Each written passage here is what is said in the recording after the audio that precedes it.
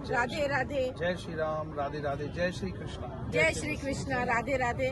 मैं अंडमान निकोबार से अनीता देवी, स्टेट महिला प्रेसिडेंट जनसंख्या समाधान फाउंडेशन और भारतीय जनता पार्टी की बूथ प्रेसिडेंट वार्ड नंबर 7 से अंडमान से आई हूँ। और ये जो महाकुंभ का आरंभ जो पुराने इतिहासों में हुआ है, उसका आज जो मैं लाइफ में फर्स्ट टाइम देख रही हूँ अपनी आंखों से साक्षात, तो मुझे इतनी अद्भुत दृश्य और बहुत ही अलौकिक लग रही है। आस्था, संस्कृति और एकता का मिसाल है महाकुंभ, और महाकुंभ का अर्थ ही होता है कलश।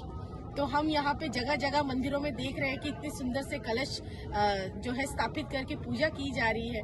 और हमारे साथ आज हम बहुत भाग्यशाली हैं कि हमें वृंदावन के कथावाचक महाराज जी मिले और उनके साथ अन्य संत भी मिले।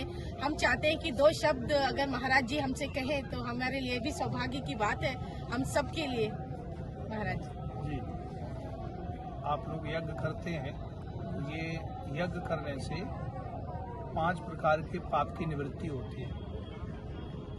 5 प्रकार का पाप कैसे होता है बोले, चक्की, चूल्ही, ओखली, झाड़ू, जल स्थान, 5 हिंसा, गृहस्थ में बंधनकारी जान।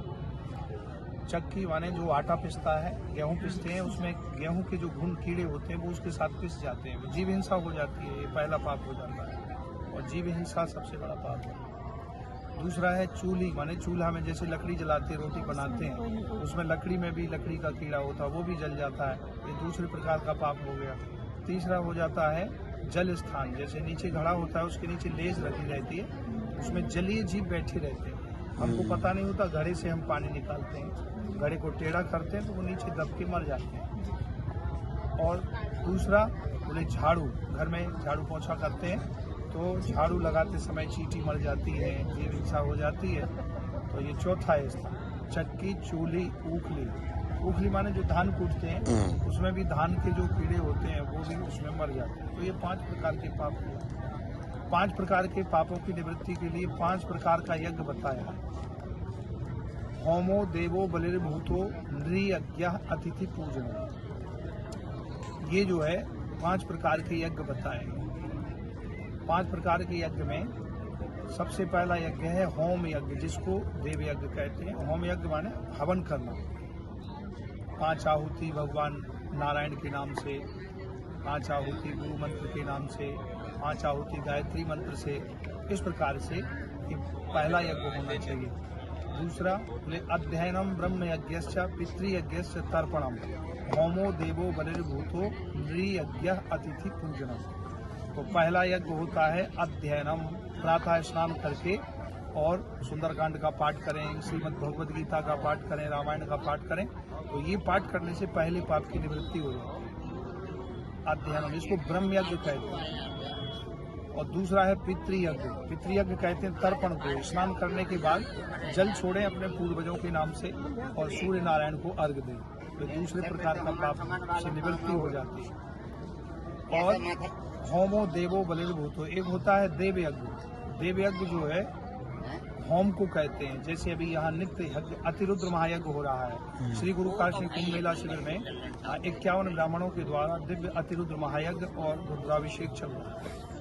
तो इस प्रकार से ये इसको देव यज्ञ कहते हैं। एक होता है नृयज्ञ। नृयज्ञ होता है अतिथि पूजन। अतिथि पूजन का मतलब होता है कि जो आने वाले जो है, जो अपने घर में अतिथि आगंतुक लोग आते हैं तो उनको कहते हैं नृयज्ञ, उसको कहते हैं। ये अतिथि पूजा करना, उनका सत्कार करना भी 5 प्रकार का है। चौथे प्रकार का यज्ञ एक होता है भूत यज्ञ। भूत यज्ञ कहते हैं जैसे चींटी को आटा डालना, चीनी डालना, चींटी है और भी बड़े बड़े जो जीव जंतु हैं, मछली को आटा देना, ये उसको कहते हैं भूत यज्ञ। भूत प्राणियों को देंगे। तो ये 5 प्रकार के यज्ञ होते हैं, इनमें से देव यज्ञ श्रेष्ठ है। ये 5 ही प्रकार के यज्ञ अपने स्थान पर श्रेष्ठ है। तो जो 5 प्रकार का पाप हो जाता है उसकी निवृत्ति के लिए 5 प्रकार के यज्ञ बताए। तो आप लोग भी इन यज्ञों को करें, जिससे देवता प्रसन्न होंगे और पर्यावरण शुद्ध होगा, अकाल नहीं पड़ेगा, महामारी बीमारी नहीं होगी। कोविड-19 में सबसे ज़्यादा यज्ञ भारत में हुआ तो सबसे कम लोग मरे, बाकी अन्य कंट्रियों में लाखों की संख्या में जनमानस की हानि हुई। तो श्रीमद् भगवद गीता में भी श्लोक है, आपको अभी बताया था, लेकिन महाराज जी भूतानी पर्जन्यादन्न संभवा अन्नाद भवति पर्जन्यो यज्ञ कर्म संभव।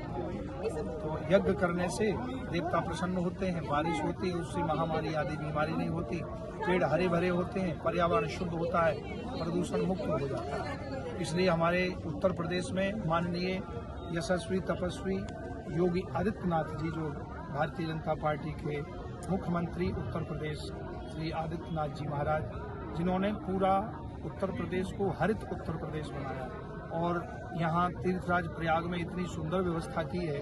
आपने देखा कहीं भी आपको गंदगी नहीं दिख रही होगी, सब जगह जगह लाखों की संख्या में सफाई कर्मी